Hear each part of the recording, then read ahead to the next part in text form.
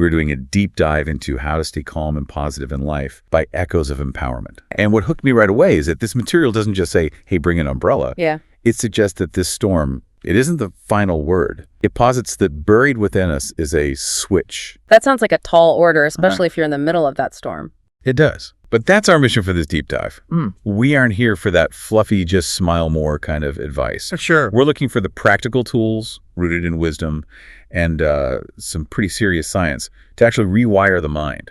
We want to see if we can find that switch. Right. And to be clear, this isn't about ignoring the storm. That's just denial. And denial usually ends with your roof getting blown off. Right. This is about reshaping your habits so you can reclaim control. We're trying to help you move from a mindset of just surviving the chaos to actually, thriving within it. So let's get into the architecture of this storm. The source material kicks off with a concept that I think explains about 90% of modern stress. The paradox of control. Ah, yes, the great irony of the human condition. We are biologically wired to seek control because, historically control meant survival. Right. If you control your food source, you live. Control your shelter, you don't freeze. Exactly. But in the modern world, we apply that same drive to things we cannot possibly manage: traffic, other people's opinions, the economy. And the source argues that the harder you try to control the uncontrollable, the more overwhelmed you become. It creates this feedback loop of anxiety. You try to grip water, it slips through your fingers, so you grip tighter and you just get more frustrated. Precisely. And this is where they bring back that hurricane analogy. They talk about standing in the eye of the hurricane. Which is a fascinating phenomenon. You have total destruction happening all around you, but the sender is completely still. Blue skies, even. And that stillness exists because the eye isn't fighting the storm, it's detached from it. And to get there mentally, the source suggests this really specific, actionable framework called the circle of influence. I actually did this exercise while prepping. And it is deceptively simple, but heavy. You literally draw a circle on a piece of paper. Okay. Inside the circle, you write down what you can control. So your thoughts, your actions, your reactions. Then outside the circle. Everything else. The news, the weather, that passive-aggressive email from a coworker, the past, the future, all of it. And that visual separation is the key. It's a form of cognitive offloading. The idea is that worrying about what is outside that circle is just. It's a mathematical waste of energy. It yields zero return. Zero. If you worry about the rain, you still get wet. If you bring an umbrella, which is inside your circle, you stay dry. It frees you up. Yeah. Suddenly, you aren't responsible for fixing the entire world, just your reaction to it. But speaking of reactions, the source takes a really interesting turn here. Usually when we talk about staying positive, people think of gratitude journals. I'm grateful for my coffee. Right, which is fine. There's nothing wrong with that. But it can feel a little superficial when things are actually going wrong. If your house is flooding, being grateful for your coffee feels a bit silly. Totally. But this source introduces what it calls the gratitude twist. It's not about ignoring the bad stuff. It's about finding utility in it. It's like weaponizing gratitude. Ooh, I like that. Weaponizing gratitude. This is where we move from standard positivity to real resilience. The gratitude twist is about finding value in the shadows. It's easy to be grateful for a promotion. Right. It is much harder, but way more transformative for your brain to be grateful for a setback. The examples they gave were really sticky. Like being grateful for a really difficult project because it forced you to learn patience. Or master a new skill, yeah. Or being grateful for a missed opportunity because it actually prevented you from going down the wrong path. It changes the narrative from this is happening to me to this is happening for me. It gives the suffering a purpose. And there's an exercise for this, gratitude for the shadows. You take a recent frustration, say a workout where you felt weak, and you hunt for the lesson. I'm grateful for that struggle because it highlighted a weakness I need to address. It's like putting on a pair of glasses that lets you see the gold in the dirt. You aren't pretending the dirt isn't there. You're just focused on the value within it. But let's be real. Sometimes you can't just logic your way out of a feeling. Not immediately, no. Even with gratitude, you're going to get angry. You're going to get stressed. The source uses this metaphor of the mind as a mirror. This is a classic concept they update really nicely. Your mind is the mirror. Stress, anger, anxiety, that's just fog clouding the glass. The mirror isn't broken, it's just obscured. Exactly. The goal isn't to smash the mirror or pretend the fog isn't there. It's to wipe it clean. And one of the most effective ways to do that is a technique called name it, to tame it. This isn't just a catchy rhyme. This is backed by neuroscience, right? It is. It's about how the brain processes threat. When you're overwhelmed, your amygdala, your lizard brain, the emotional alarm bell is firing like crazy. Creating that fog. It creates a fog that shuts down higher level thinking.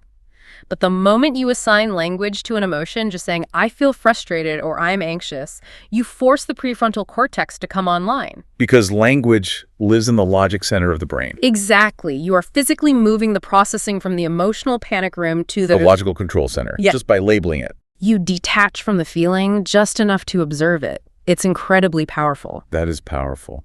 But the source also acknowledges that sometimes the brain is just too loud.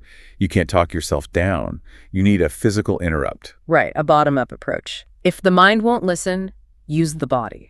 The source suggests these physical resets. Like splashing cold water on your face. It sounds so old school, but there's a real biological reason it works. Oh, for sure. It triggers the mammalian dive reflex. It instantly slows your heart rate and redirects blood flow to the brain and heart. It's a hard reset. Or even just doing jumping jacks. Yeah, anything to change your physiological state, to snap out of that mental loop.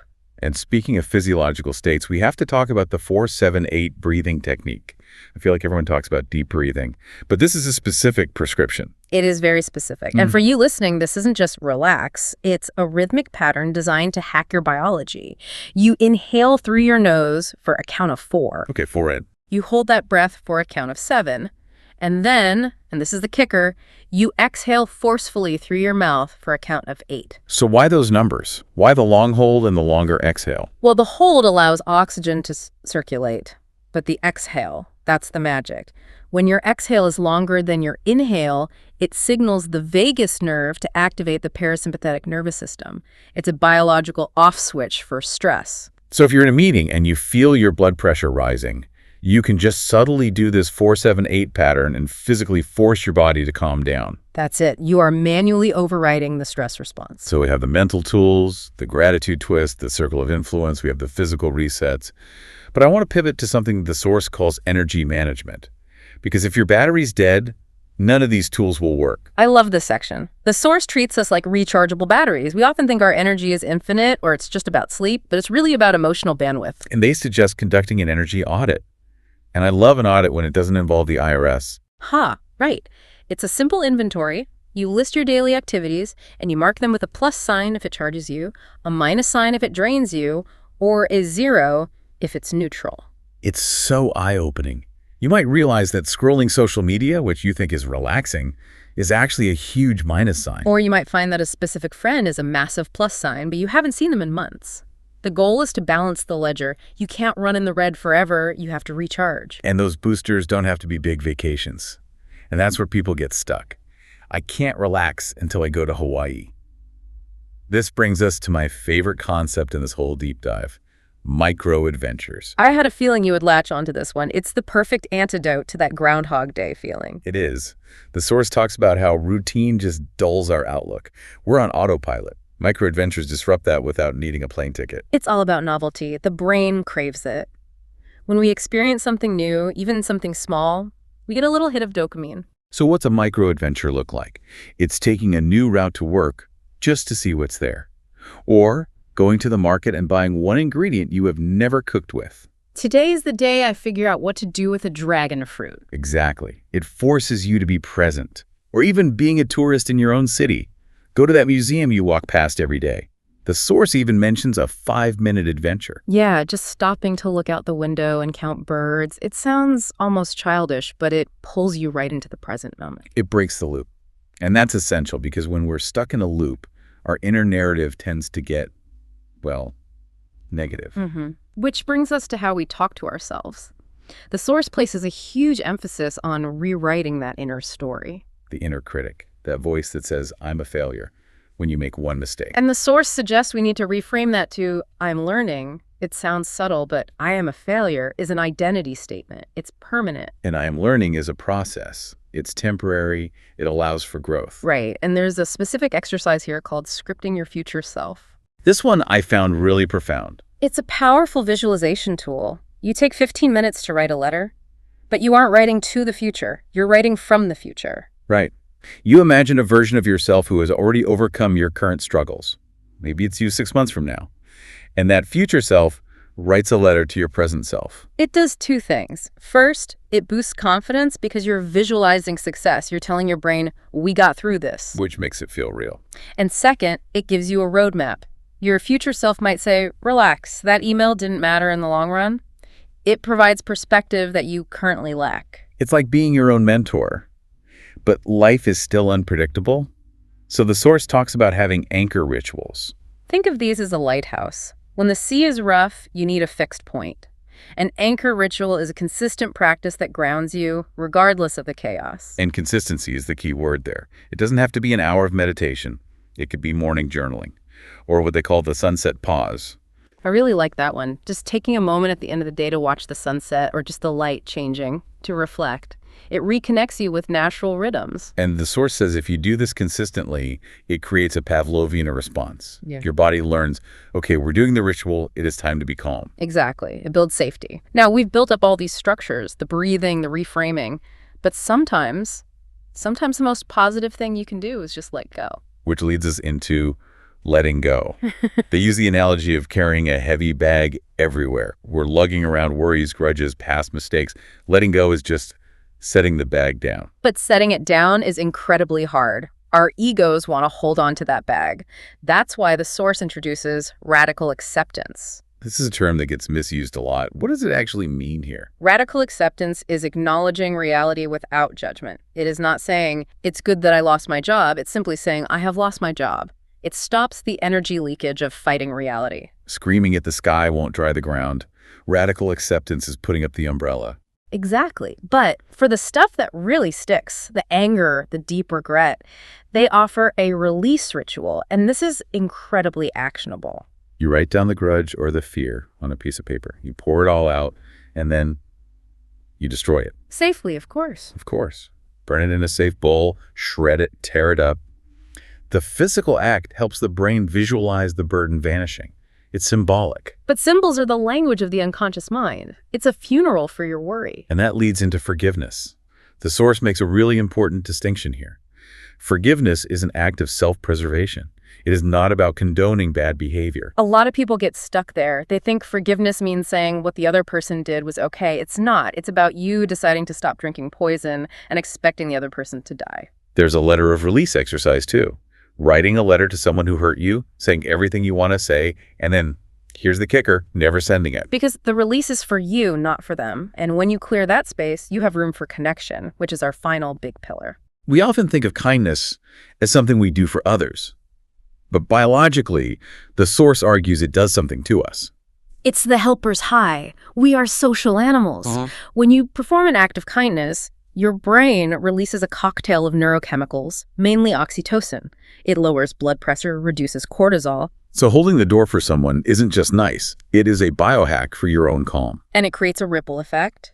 But this also applies to how we view our own growth. The source talks about the growth mindset, specifically the power of the word yet. I can't do this yet. Exactly. It shifts failure from a definition of your character, I am a failure, to a data point. I haven't figured this out yet. The stakes aren't scary if they're just data. So wow, we have covered a massive amount of ground here. We've gone from the hurricane to the lighthouse. We've talked about rewiring the brain, auditing our energy. And if we look at the big picture, the source uses a gardening metaphor that I think just perfectly synthesizes all of this. It says self-discipline is like gardening. You have to intentionally pull the weeds, the negative thoughts, the grudges, and you have to intentionally water the seeds of positivity. It doesn't happen by accident. You don't just wake up with a beautiful garden.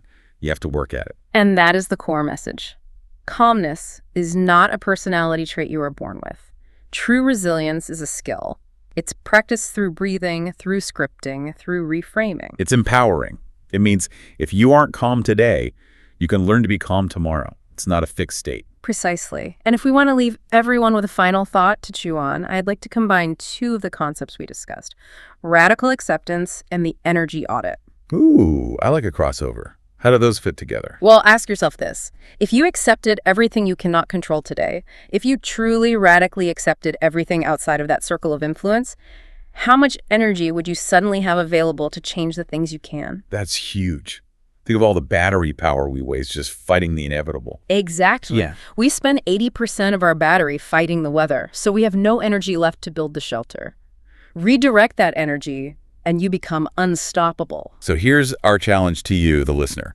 We threw a lot of tools at you today. Don't try to do them all at once. That's just another form of stress. Right, just pick one. Just one. Try the gratitude for the shadows next time you're frustrated, or draw that circle of influence on a napkin. Small steps. That's how you weather the storm. Thanks for diving in with us. Stay calm and positive. See you next time.